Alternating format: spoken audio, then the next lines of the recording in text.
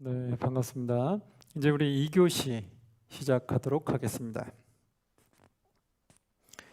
자, 우리 2교시 말씀해 보면 오늘은 창세기 21장부터 50장까지 내용을 들어가도록 하겠습니다. 21장부터 내용은 누구 내용부터 시작할까요? 바로 이삭부터 시작한다. 이제 아브람 내용은 잘 끝났어요. 아브람 내용 잘 끝났고 이제는 이삭 이야기로 시작이 된다라는 거.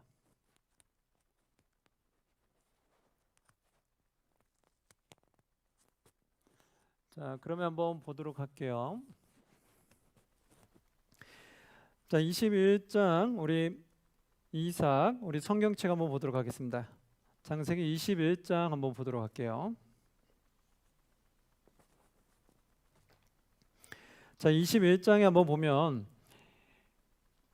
1절에 여호와께서 말씀하신 대로 사라를 돌보셨고 여호와께서 말씀하신 대로 사라에게 행하셨으므로 이제 어떤 일이 생겼어요? 사라가 임신하고 하나님이 말씀하신 시기가 되어 노년의 아브라함에게 아들을 낳으니 놀라운 일이 생겼죠. 결국 1년 뒤에 어떻게 됐냐면 정말 사라에게서 아이가 생겼다는 거예요. 사라가 임신했다는 거예요. 그 앞에 아브라함 내용 때문에 무슨 내용이 있었어요? 2번이나 얘기했는데도 안 믿었어요. 아니 우리가 나이가 지금 어떻게 됐는데 우리가 어떻게 아이를 낳을 수 있습니까? 라면서 믿지 않았어요. 그러나 결국 어떻게 됐어요? 하나님의 능력에 맞게끔 결국은 그들이 아이를 낳게 됐죠. 그게 누굴까요? 바로 이삭인 거예요. 자, 그럼 이제 이삭은 했는데 얼마나 기쁘겠어요. 그럼 이제 무슨 경험을 했어요? 아, 하나님은 정말 전지전능하신 분이구나. 우리가 나이가 아무리 이렇게 많이 들었어도 생리가 끊겼어도 하나님이 하신다면 되는구나라는 걸 경험하게 됐어요. 그럼 이제 어떻게 믿음이 어떻게 될까요? 쑥 커지게 되는 거예요. 생각하지 못했던 것이 이루어지면서 믿음이 더 커지게 되는 거죠. 그래서 이제 어떤 일이 생기냐면 한번 보시면 3절에 아브라함이 그에게 태어난 아들고 사라가 자기 낳은 아들을 이름하여 이삭이라 하였고 8일 만에 하나님 말씀대로 할례를 행했어요. 5절에 보니까 아브라함이 그의 아들 이삭이 그에게 태어날 때가 100세라. 아브라함 100세 때 결국 태어나게 됐어요. 그렇게 해서 이제 너무나 즐겁고 기쁘게 잔치를 벌이게 됐던 거죠. 그런데 어떤 일이 또 하나 생긴 게 있냐면 22장으로 넘어가니까 이제 이삭이 생겨서 너무나 좋아하고 있는데 22장의 1절에 하나님이 시험이 다가와요. 22장 1절 한번 보시겠어요? 그 일 후에 하나님이 아브라함을 시험하시려고 아브라함을 시험하려고 찾아와요. 그를 부르시되 아브라함아 하시니 그가 이르되 내가 여기 있나이다. 그런데 어떤 시험을 하시냐면 2절에 보니까 여호와께서 이르시되 너의 아들 너의 사랑하는 독자 이삭을 데리고 모리아 땅으로 가서 내가 너에게 일려준 한 산 거기서 그를 번제로 드리라. 지금 누구를 번제로 드리라고 하고 있어요? 이삭을 번제로 드려라. 지금 이삭이 몇 년 만에 생긴 거예요? 100세 만에 생긴 아들이에요.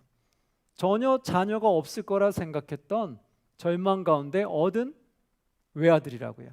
그러니까 얼마나 끔찍하게 사랑하겠어요. 근데 아들을 얻은 지 얼마 안 돼가지고 그 아들을 바치라는 거예요. 이게 얼마나 큰 충격입니까?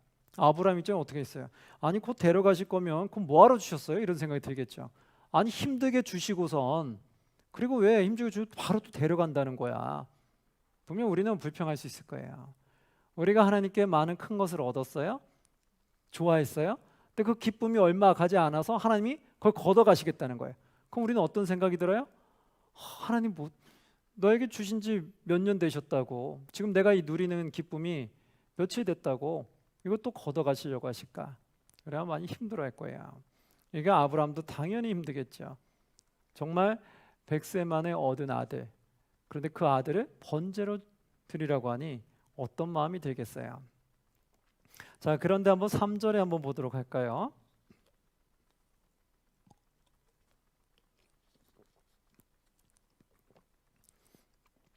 3절에 보니까 아브라함이 달라진 모습을 보게 돼요.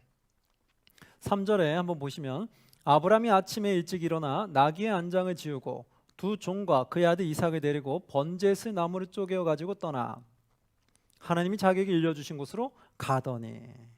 예. 아브라함이 어떤 일이 생겼어요?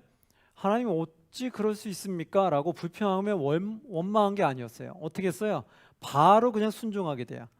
아브라함이 아침에 일찍이 일어나 나귀의 안장을 지우고 두 종과 그의 아들 이삭을 데리고 출발했다는 거예요.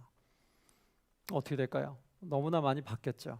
믿음의 연약한 모습에서 지금은 정말 말도 안 되는 하나님의 시험거리에도 넘어지지 않아요.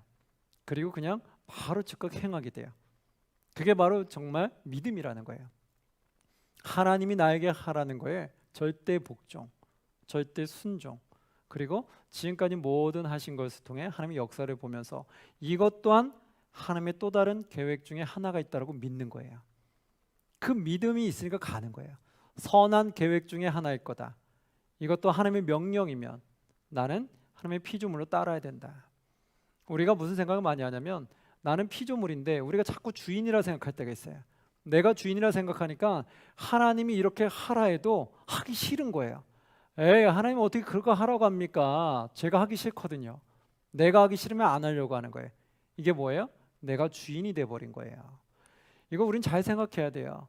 아브라함이 만약에 주인이 되었다면 아브라함 안 들었을 거예요. 에이, 하나님 이게 몇 세 얻은 아들인데 설마 어떻게 이 아들을 바치라고 합니까? 이 외아들인데, 독생자 외아들인데 어떻게 바치라고 합니까? 저 못합니다. 아마 그럴 수 있을 거예요. 근데 한번 놀라운 경험을 했잖아요. 아이를 가질 수 없는 그 나이에 생리가 끊어진 그 상태에서 하나님이 하신다니까 이루신 걸 봤어요. 그러고 나니까 그 다음부터는 하나님 말씀하는 대로 무조건 순종하는 거예요. 그래, 이삭을 바치라면 하나님이 하라면 해야지 라고 이제 철저하게 자신을 비우는 걸 보게 돼요. 사랑하는 성도, 우리가 하나님의 영광을 이루려면 어떻게 될까요? 우리 자신을 먼저 비우시기 바랍니다. 나의 생각, 나의 욕심, 나의 뜻, 나의 고집, 그 생각을 비우시기 바랍니다. 그건 내려놓지 않으면 하나님 뜻을 이루기가 어려워요. 나의 생각, 나의 뜻, 나의 고집을 내려놓지 않으면 다른 사람들을 사랑한다는 것도 쉽지 않아요. 나의 모든 마음을 비울 때 하나님이 사랑할 때 사랑할 수 있는 거예요. 나의 모든 걸 비울 때 하나님의 뜻대로 순종하라고 하면 순종할 수 있는 거예요. 우리 그러한 순종을 모두 다 해나가시기를 주의 이름으로 축원합니다. 우리에게 그런 신앙이 있기를 간절히 바랍니다. 여기서 아브라함이 달라진 모습이 있어요. 아브라함이 그 말에 순종을 해요. 근데 결국은 어떻게 됐을까요? 아브라함이 정말 이 이삭을 바치려고까지 했어요. 에이, 하나님이 뭐 살려주시겠지 이런 생각으로 간 게 아니라고요. 하나님이 하라면 하나님 뜻에 나는 무조건 따라야지. 이 아이도 하나님이 주신 아이인데 하나님 데려가신다는데 내가 어떻게 막으리요. 그리고 10절 11절에 이런 일이 생겼어요. 손을 내밀어 칼을 잡고 그 아들을 잡으려 하니, 결국 그 아들을 잡으려고 했어요. 그래서 어떻게 했어요? 11절에 여호와의 사자가 하늘로부터 그를 불러 이르되 아브라함아 아브라함아 하시는지라. 이게 뭘까요? 아브라함이라는 걸 급히 부른 거예요. 아브라함이 정말 죽이려고 손을 딱 들어버리니까 빨리 말려야 되는 거예요. 그래서 급하게 아브라함아 아브라함아 바로 말리시는 거죠. 그러니까 아브라함이 이르되 내가 여기 있나이다. 주님 또 저에게 무슨 말씀을 하시려 하십니까? 순종하려고 마음을 걷죠. 12절에 보니까 사자가 이르되 그 아이에게 내 손을 대지 말라. 그에게 아무 일도 하지 말라. 너가 너의 아들 내 독자까지 내게 아끼지 아니하였으니 내가 이제야 너가 하나님을 경외하는 줄을 아노라. 아멘. 이제 뭘 본 거예요? 아까 말씀처럼 1절 말씀처럼 하나님이 아브라함을 시험했다.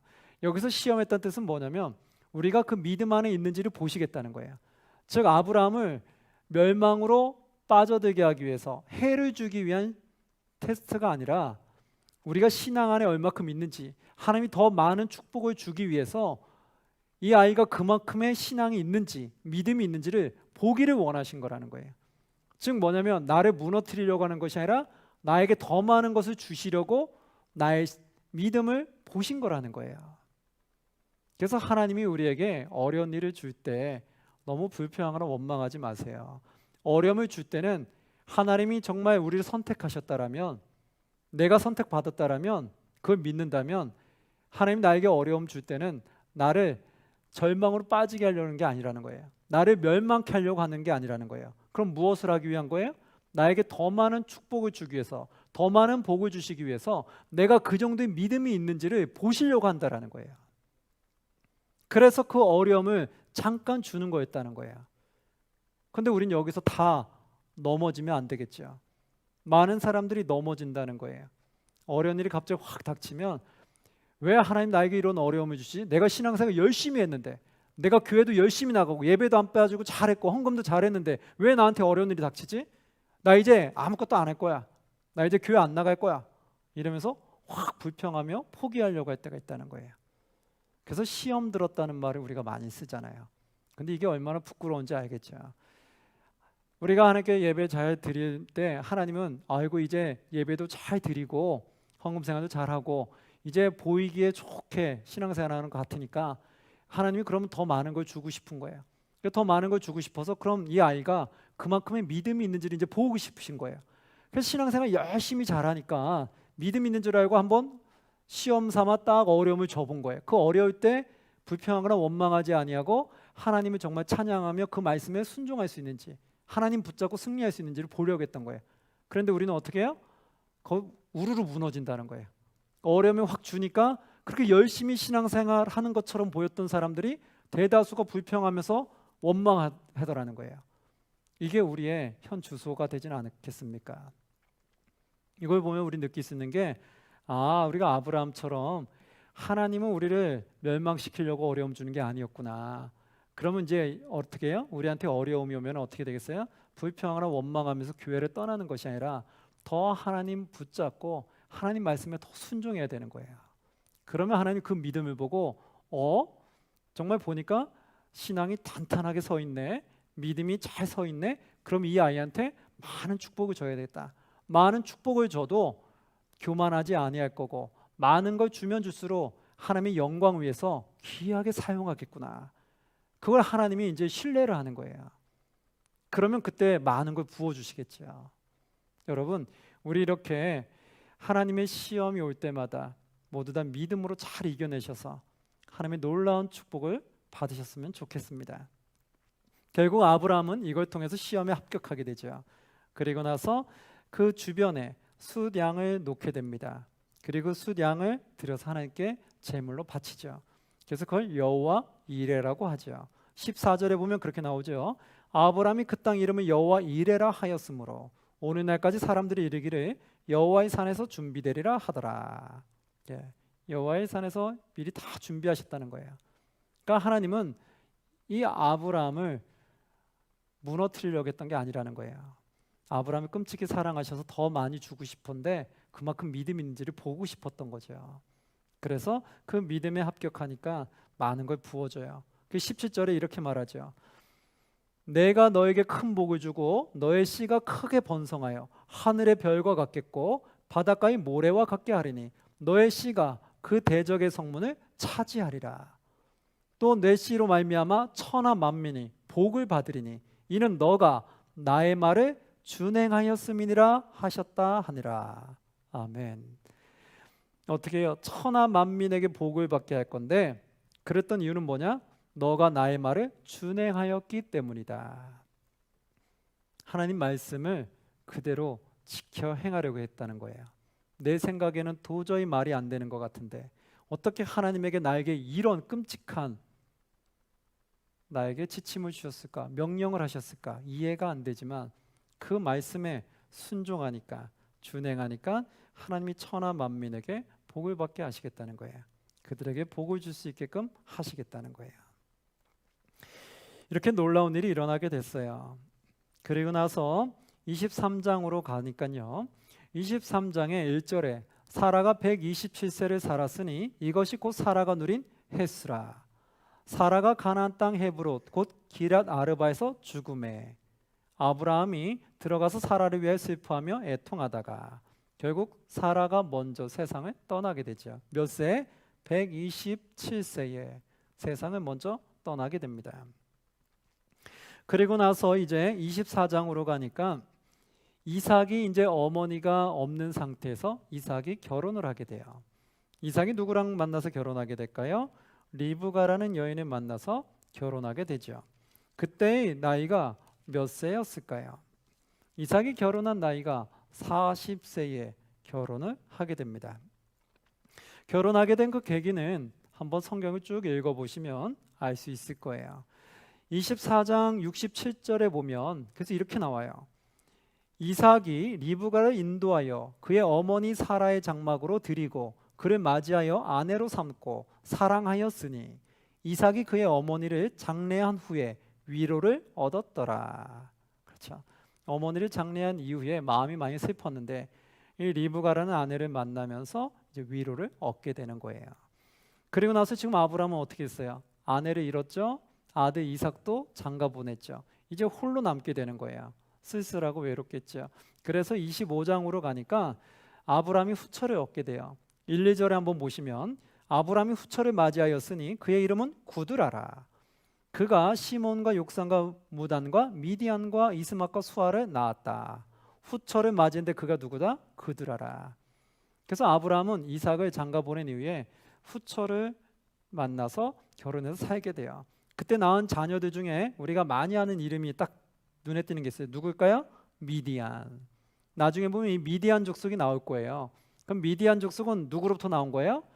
아브라함의 후처로부터 나온 후손이다라는 걸 알 수 있겠죠. 바로 미디안이 여기서 등장하게 됩니다. 그리고 나서 이제 7절에 보니까 아브라함의 향년이 175세라. 그의 나이가 높고 늙어서 기운이 다하여 죽어 자기 열조에게로 돌아가매. 25장에 보니까 아브라함도 이제 죽음을 맞이하게 되더라는 거예요. 사람의 인생은 보면은 영원할 것 같지만 그렇지 않게 되는 것 같아요. 그래서 우리가 살아있는 동안 하나님을 잘 섬기고 죽음이 다했을 때는 하나님과 영원히 천국에 살아가는 것이 큰 낙원이라 믿습니다. 여기서 아브라함이 이제 생을 마감하게 되고요. 그리고 그 다음에 이제 이삭이 계속해서 이어가게 돼요. 그리고 나서 결국 20절에 보니까 이삭은 40세의 리브가를 맞이하여 아내를 삼았으니 40세 아내를 맞이해서 리브가를 맞이했다는 게 나오죠. 근데 21절에 문제가 생겼어요. 뭘까요? 이삭이 그의 아내가 임신하지 못함으로. 아니 이삭이 또 40세에 늦게 결혼했는데 그 리브가가 어떻게 했어요? 임신하지 못했다는 거예요. 이게 얼마나 큰 아픔입니까? 그랬을 때 그럼 이삭은 어떻게 했을까요? 하나님께 또 원망하고 불평했을까요? 하나님 나에게 어떻게 이 아내를 주셔서 아이도 임신하지 못하게 됩니까? 라고 원망했을까요? 어떻게 했을까요? 계속해서 21절 말씀 보면 이삭이 그의 아내가 임신하지 못함으로 그를 위하여 누구에게 간구했다? 여호와께 간구하매. 결국 불평과 원망한 것이 아니라 여호와께 간구했다는 거예요. 여호와를 붙잡았다는 거죠. 그래서 어떻게 했어요? 여호와께 간구하매 여호와께서 그의 간구를 들으셨으므로 그의 아내 리브가가 어떻게 되었다? 임신하였더니. 할렐루야. 놀라운 일이 생겼죠. 우리가 여호와 하나님이 우리에게 가장 바라는 게 뭘까요? 여호와 하나님을 찾기를 가장 바라는 거예요. 이스라엘 백성들이 계속해서 멸망할 때 하나님이 선지자를 통해 보내면서 무엇을 원했을까요? 돌아오라는 거였어요. 늘 메시지가 이스라엘 백성들아 내가 사랑한 자들아 나에게 돌아와라. 내가 너희 창조주인데 왜 자꾸 우상을 믿고 다른 데로 빠지니? 내가 너희를 사랑하는데 내가 창조했는데 나에게 돌아와라. 그럼 내가 너에게 복을 줄게. 그거였어요. 하나님의 백성들은 하나님에게 돌아가야 돼요. 그래서 하나님 품 안에 살아야 돼요. 그때 하나님의 놀라운 축복이 있는 거예요. 근데 우리가 이 땅을 살아가는데 그리스도를 살아가면서도 어때요? 그리스도를 마련하면서도 우리가 세상을 더 좋아하는 거예요. 하나님 품 안에 사는 것보다 세상의 품 안에 사는 것도 좋아한다고요. 그래서 주의를 자꾸 범하기를 좋아하고 무슨 일만 있으면 교회를 자꾸 빠지려고 하고 하나님을 위해서 영광을 위해서 살아가야 되는데 하나님을 위해서 살아가기보다는 이 세상에 나를 위해 살아가는 것도 좋아하더라는 거예요. 이게 정말 가면 갈수록 말은 크리스찬인데 이게 정말 세상 사람인지 크리스찬인지 구분이 안 될 때가 많더라는 거예요. 근데 오늘 말씀해 보니까 뭐예요? 이렇게 이삭은 힘들 때 하나님을 붙잡았고 여호와는 붙잡기를 원했는데 이삭은 붙잡게 됐죠. 그래서 결국 어떻게 했어요? 여호와가 그 간구를 들으셨고 응답하셨어요. 그래서 결국 리브가가 임신해서 아이를 낳게 됐어요. 거기다가 쌍태까지 가지게 됐죠. 그 쌍태가 결국 누구였을까요? 쌍둥이 두 명이 에서와 야곱이죠. 그래서 에서와 야곱이 낳게 되었어요. 그 낳을 때가 몇 세였을까요? 26절에 한번 보면 후에 나온 아우는 손에서 에서의 발꿈치를 잡았으므로 그 이름을 야곱이라 하였으며 리브가가 그들을 낳을 때 이삭이 몇 세더라? 60세였더라. 이삭이 결혼한 게 몇 세였어요? 40세. 근데 지금 첫 아이를 낳은 게 몇 세였어요? 60세. 그럼 몇 년 걸린 거예요? 20년. 엄청 걸린 거죠. 그럼 결혼하고 20년 동안 아이가 안 생겼을 때 얼마나 조바심이 생기고 힘들었겠어요. 그러면 우리 웬만하면 다 불평했을 거예요. 근데 이삭은 어떻게 했어요? 그 20년 동안 불평하고 원망했다는 말이 없어요. 그럼 20년 동안 뭐 한 거예요? 여호와를 계속 붙잡았다는 거예요. 끝까지 주님 붙잡고 간구했다는 거예요. 그래서 결국 하나님 아버지의 간구하심의 응답을 받게 됐다는 거예요. 하나님의 능력을 받게 된 거죠. 그래서 결국은 아이를 갖게 된 거예요. 사는 생 우리가 그러셔야 돼요. 힘들 때마다 우리가 불평하고 원망하고 싶을 때가 참 많을 거예요. 근데 이제 불평하는 원망하고 싶은 마음은 좀 내려놓고 하나님을 더 붙잡고 주님의 능력으로 우리가 승리하는 삶을 살았으면 좋겠습니다. 이삭도 이게 쉬운 짧은 시간이 아니었어요. 20년이라는 시간이 걸린 거예요. 20년 시간이 걸려서 아이를 갖게 됐다는 거예요. 얼마나 귀하겠어요. 그리고 나서 26장에 보면 1절에 아브라함 때 첫 흉년이 들었더니 그 땅에 또 흉년이 들매 이삭이 그랄로 가서 블레셋 왕 아비멜렉에게 이르렀더니 이제 이삭 때에도 또 흉년이 들게 되었어요. 그래서 다시 블레셋 지역으로 가게 되었다고 말하게 돼요. 그런데 거기서 하나님이 애굽으로 가지 말라고 또 명령을 하셨어요. 그러니까 이삭이 어떻게 됐을까요? 애굽으로 가지 아니했어요. 그리고 결국 블레셋 지역으로 가게 됐죠. 그렇게 하면서 결국 하나님이 또 축복을 해줘요. 왜 그랬을까요? 26장 5절 말씀 한번 봅니다. 이렇게 축복해줬던 이유 4절에 한번 보면 너의 자손을 하늘의 별과 같이 번성하게 하며 이 모든 땅을 너의 자손에게 주리니 내 자손으로 말미암아 천하 만민이 복을 받으리라. 하늘의 별과 같이 번성케 하겠다는 거예요. 그리고 너의 자손으로 말미암아 천하 만민이 복을 받으리라. 이렇게 축복해 주는데 그 이유가 뭐냐? 5절에 이는 아브라함이 내 말을 순종하고 내 명령과 내 계명과 내 율례와 내 법도를 지켰음이니라 하시니라. 어떻게 됐어요? 하나님 말씀을 순종하고 하나님 명령과 계명을 지켜 행하였기 때문에 그러하였다. 바로 아브라함이 그렇게 했고 그리고 그것을 이삭이 또 본받아서 가게 되는 거죠. 그래서 결국은 이 아브라함의 축복이 이삭으로 흘러가는 것을 보게 돼요. 그런데 이삭도 똑같이 연약한 행위를 하게 돼요. 아브라함이 연약한 행위를 했던 것처럼 7절에 보면 이삭도 블레셋 지역에 가서 아버지가 했던 똑같은 과오를 행하게 돼요. 7절 한번 보시면 그곳 사람들이 그의 아내에 대하여 물으매 그가 말하기를 그는 내 누이라 하였으니 리브가는 보기에 아리따움으로 그곳 백성이 리브가로 말미암아 자기를 죽일까 하여 그는 내 아내라 하기를 두려워함이었더라. 예, 어떻게 됐어요? 이삭이 블레셋 지역으로 가게 됐는데 거기서도 자기 아내를 또 누이라고 했다는 거예요. 왜요? 자기가 죽임을 당할까 봐. 이걸 통해 알 수 있죠. 아, 이삭도 또 여전히 믿음이 연약했구나. 이삭도 이렇게 하나님 축복을 받았지만 이삭이 용맹했기 때문에 축복받은 게 아니었구나. 그럼 나도 하나님 축복해 주시는 게 내가 능력이 뛰어나고 용맹해야지만이 축복받는 게 아니구나. 나도 이삭처럼 이렇게 연약해도 하나님 말씀에 순종하려고 노력하면 하나님이 나를 축복해 줄 수 있구나라는 걸 깨닫게 돼요. 그러니까 내 믿음이 연약하다고 해서 너무 좌절하거나 실망하지 마세요. 끝까지 하나님 놓지 마시고 끝까지 순종하는 마음으로 살아가시면 하나님이 우리를 축복해 주실 걸 믿습니다. 이렇게 이삭도 자기 아내를 누이라고 속이게 됐어요. 그러나 누가 또 그 아내를 건져서 살려줬을까요? 여호와 하나님이 지키셨어요. 여호와 하나님이 선택한 이삭이기 때문에 그에게 피해가 가지 않도록 그 연약함 속에서도 도우심이 있었어요. 그래서 결국 리브가를 건져내셨죠. 그리고 나서 어떻게 됐을까요? 그에게 축복을 해주게 돼요. 12절에 보니까 이삭이 그 땅에서 농사하여 그 해에 100배나 얻었고 여호와께서 복을 주심으로 그 사람이 창대하고 왕성하여 마침내 거부가 되어 양과 소가 떼를 이루고 종이 심이 많음으로 블레셋 사람이 그를 시기하였다. 이렇게 나오죠. 블레셋 지역에서도 어떻게 했어요? 이렇게 연약했던 이삭을 또 주님이 선택하셨기 때문에 하나님이 보호하시고 지키셔서 또 축복해 주는 걸 보게 되더라는 거예요. 바로 이걸 통해서 하나님의 놀라운 은혜를 깨달을 수 있어요. 아, 하나님은 내가 이렇게 연약해도 사랑해 줄 수 있구나. 내가 이렇게 부족해도 하나님이 나를 보호해 주시는 거구나. 우리가 알 수 있어요. 그러니까 우리가 그 믿음을 가지고 힘을 냈으면 좋겠어요. 힘든 시기에도 하나님이 나를 놓지 않으실 거라는 그 믿음을 갖고 이겨내셨으면 좋겠어요. 그래서 결국은 이삭도 하나님의 축복 가운데 크게 성장하게 돼요.